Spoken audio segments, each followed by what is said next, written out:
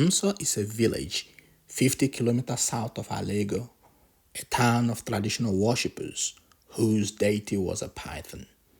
It's a well-known practice in Nso that no one kills a python, a practice that has existed for thousands of years. Nso has 6 other villages known as Erida, Dikwa, Ute, Ololo, Ude, and Gidi. All 7 villages worshipped the same deity. It is a common practice that if you see a python slithering on the road, you must wait until it has crossed the road, then you can go. The python is revered in these villages.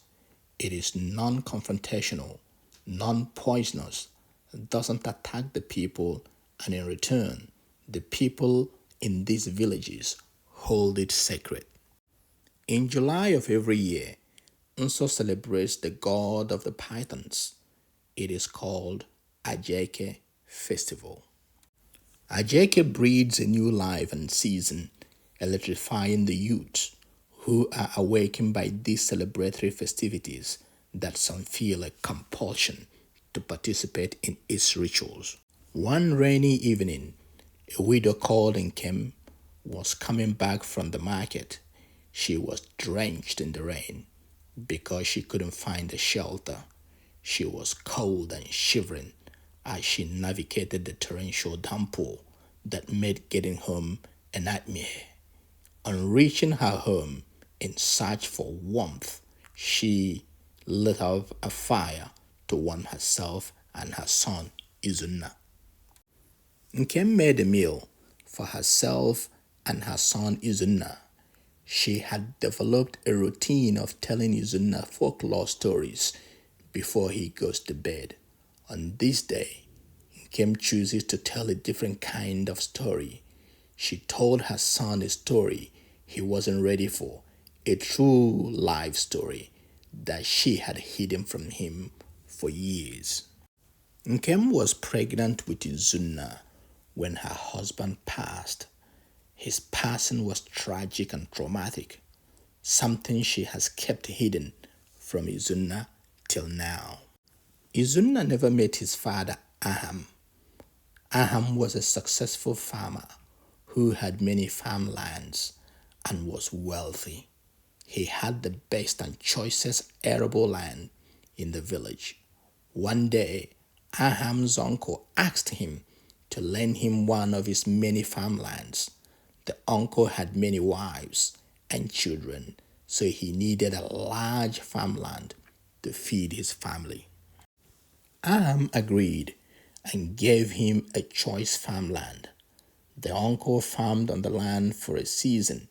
It yielded bountifully, so he asked to farm on the land again the following season. Aham wasn't too worried, as he had other farmlands that were doing well. So he allowed his uncle to use the land for another season. However, his uncle was hatching a plan. He was jealous and envious of Aham's many farmlands. Aham wasn't educated in the traditions and customs of his people. He was a stranger in his own village because he had grown up with his maternal grandparents who shielded and kept him safe from the ills of the time. When Aham was born, his father was so happy but scared, given that he was an only child. After waiting for 20 years to have him, he treasured him, cherished him, so he went to great lengths to protect him.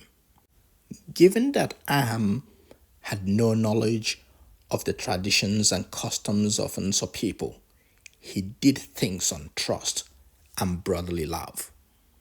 One day, his uncle erected a hearth called Obi on the land that Aham had lent to him.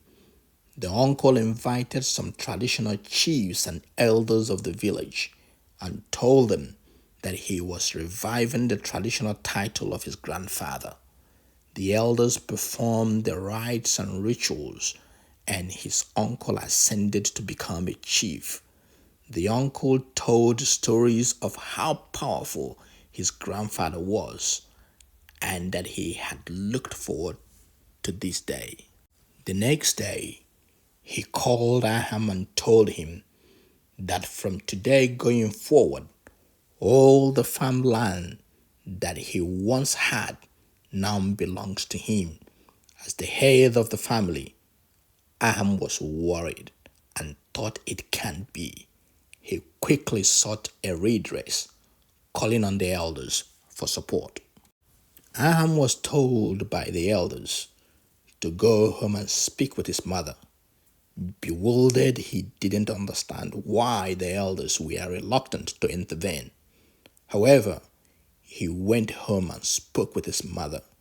She kept quiet for a few seconds and responded to her son to let go of the land. But Aham refused. He went back to the elders and chiefs and demanded that his uncle return his lands. The uncle stood up and told Aham that he was a stranger to Unsur. He went further to tell him that he doesn't share the same bloodline with him and asked him to go find his father.